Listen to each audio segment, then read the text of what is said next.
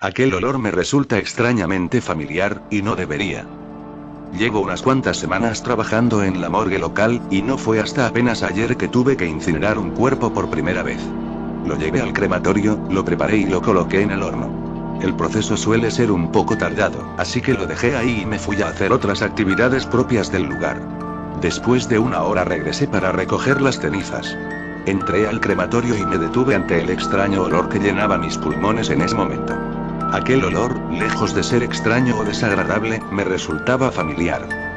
Pero no sabía de dónde, y tampoco encontraba una explicación lógica para que un olor tan poco común como el de un cuerpo quemado me resultase tan familiar. Quise pensar que, tal vez, en algún momento de mi vida, había olido algo como eso sin darme cuenta. Algo que por sí mismo tenía todo el sentido del mundo, por muy escalofriante que sonase. Los días siguientes traté de olvidarme de todo, de ignorarlo. Pero me era imposible trabajando en un lugar como ese. Cada vez que me ocupaba del crematorio, cada vez que aquel olor invadía mi nariz, no podía evitar pensar en lo increíblemente familiar que me parecía.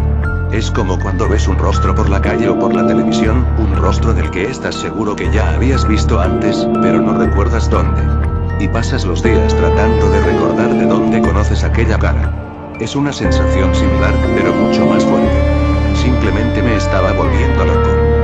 Tiempo después, decidí mudarme y cambiar de trabajo. Los motivos fueron muchos, pero entre ellos estaba aquel olor, y una casa que mi abuela me había heredado luego de fallecer.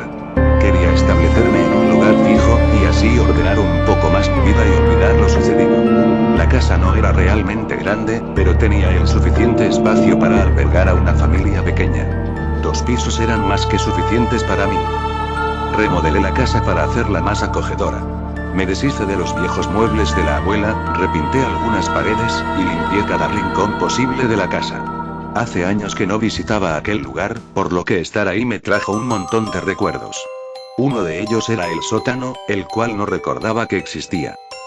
Así que ahí estaba yo, unos años después, frente a esa vieja y descuidada puerta de madera que conducía al sótano. Tomé la perilla y la abrí lentamente, esperando que de la oscuridad salieran muchos más recuerdos que estaban ocultos dentro de mi cabeza.